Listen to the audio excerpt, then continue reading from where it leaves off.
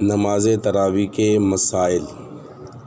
جماعت کے ساتھ نماز تراویح پڑھانے کے بارے میں جو مسائل اشد اور ضروری ہیں ان کا بیان۔ مسئلہ نمبر 1، نماز تراویح ایک سلام کے ساتھ 20 رکعات ادا کرنا جائز ہے۔ اس کے لیے شرط یہ ہوگی کہ ہر 2 رکعت کے بعد بیٹھنا ضروری ہوگا۔ ہر 2 رکعت کے بعد بیٹھے اور آخر میں ایک مرتبہ سلام پھیر لے، یہ بھی جائز، لیکن بہتر یہ ہے کہ ہر 2 رکعت کے بعد الگ الگ سلام مکمل کیا جائے، یہ سب سے افضل اور بہتر ہے۔ مسئلہ نمبر 2، کہ اگر امام تراویح 2 رکعات نماز تراویح کے بعد بیٹھا اور اشہد ان لا الہ الا اللہ و اشہد ان محمدًا عبدہ و رسولہ یہ پڑھ کر کھڑا ہوا، 4 رکعات مکمل کر لی، تو بغیر سجدہ سہو کے اس کی 4 رکعات نماز تراویح ہو جائیں گی۔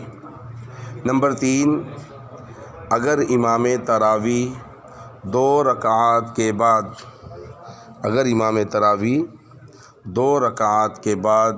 نہیں بیٹھا اور 4 رکعات مکمل کر لیں تو سجدہ سہو بھی کر لیا، تو اس صورت میں اس کی آخری 2 رکعات نماز تراویح ہوں گی۔ پہلی 2 رکعات وہ نفل ہو جائیں گی، پہلی 2 میں پڑھا گیا قرآن مجید بھی دہرانا ہوگا۔ نمبر 4، 2 رکعات نماز تراویح کے بعد نہیں بیٹھا اور 4 رکعات مکمل کر کے سجدہ سہو بھی نہیں کیا، تو 4 رکعات راجح قول کے مطابق نماز تراویح نہیں ہوں گی۔ 4 میں پڑھا گیا قرآن مجید بھی دہرانا ہوگا، یہ 4 رکعات نفل ہو جائیں گی، نماز تراویح نہیں ہوں گی۔ نمبر 5، 2 رکعات نماز تراویح پڑھانے کے بعد امام تراویح بھول کر تیسری رکعت کی طرف کھڑا ہو گیا۔ اب اس کے لیے مسئلہ یہ ہے کہ وہ تیسری رکعت کا سجدہ ملانے سے پہلے جب بھی یاد آئے واپس آ جائے، تشہد پڑھ چکا ہے، آتے ہی سجدہ سہو کرے اور دوبارہ التحیات، درود شریف، دعا وغیرہ پڑھ کر سلام پھیر دے۔ 2 رکعات نماز تراویح ہو جائیں گی۔ تیسری رکعت میں جو کچھ اس نے پڑھا ہوگا وہ اسے دہرانا ہوگا۔ نمبر 6، 2 رکعات نماز تراویح کے بعد امام تیسری کے لیے کھڑا ہو گیا، تیسری رکعت مکمل کر کے امام نے سجدہ سہو بھی کر لیا اور 3 رکعت مکمل پڑھ لی سجدہ سہو کے ساتھ، تو اس میں 2 رکعات نماز تراویح ہوں گی۔ 1 رکعت کچھ بھی نہیں ہے، وہ ضائع گئی، اس میں پڑھا گیا قرآن مجید دہرانا ہوگا۔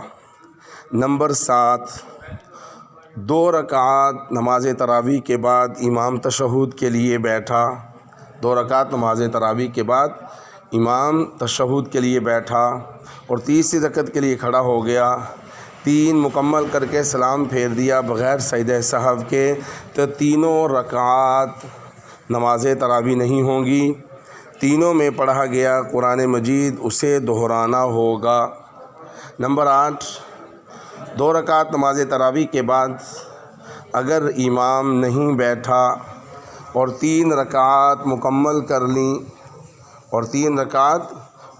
کر لیں تو اس صورت میں سجدہ سہو کرے یا نہ کرے، اس کو ان 3 رکعات میں پڑھا گیا قرآن مجید دہرانا ہوگا، اور اس کی جگہ پر جو 2 رکعات نماز تراویح ہیں وہ اسے الگ سے ادا کرنا ہوگی۔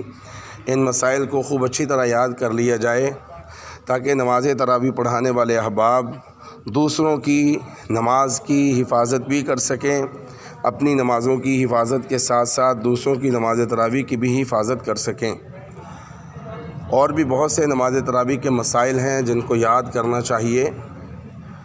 نماز تراویح پڑھانے والے کوشش کریں کہ شروع میں ثنا بھی پڑھیں، دوسروں کو بھی ثنا پڑھنے کا موقع دیں، ایک محتاط طریقے کے مطابق تقریباً 10 سیکنڈ لگتے ہیں ثنا پر، اور ضالین کے بعد 2 سیکنڈ لگتے ہیں آمین پر، اور 3 سے 4 سیکنڈ لگتے ہیں سبحان ربی الاعلیٰ سبحان ربی العظیم پر، اور اللہم ربنا ولک الحمد 3 سے 4 سیکنڈ اس پر لگتے ہیں، اور آخری رکعت میں تشہد، درود شریف اور دعائے مسنون اس پر 50 سیکنڈ لگتے ہیں۔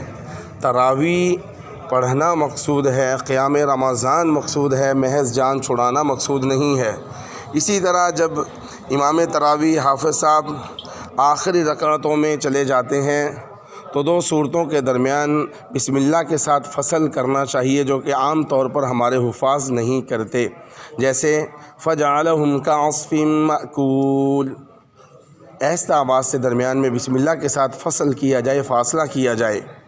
اور اسی طرح مثال عرض کرتا ہوں، فَجَعَلَهُمْ كَعَصْفٍ مَأْكُولٍ، ٹھیک ہے جی، لِإِيلَافِ قُرَيْشٍ شروع کر دیں، وَآمَنَهُم مِّن خَوْفٍ، پھر آہستہ آواز سے پتہ چلے باقاعدہ کہ حافظ صاحب درمیان میں بسم اللہ کے ساتھ فصل کر رہے ہیں، تاکہ پتہ چلے حافظ صاحب قرآن مجید سنا رہے ہیں، نہ تو پڑھنے والے جان چھڑا رہے ہیں اور پتہ چلے نہ سنانے والا جان چھڑا رہا ہے، سننے والے بھی جان نہیں چھڑا رہے، سنانے والا بھی جان نہیں چھڑا رہا، دونوں اللہ کی رضا حاصل کر رہے ہیں۔ من قام رمضان ایمانا و احتسابا غفر له ما تقدم من ذنبہ، جس نے 20 رکعات نماز تراویح سنت طریقے کے مطابق پڑھی، اللہ اس کی بھی بخشش فرمائیں گے، سننے والے کی بھی، سنانے والے کی بھی، اللہ ہم سب کو ان پر عمل کی توفیق نصیب فرمائے۔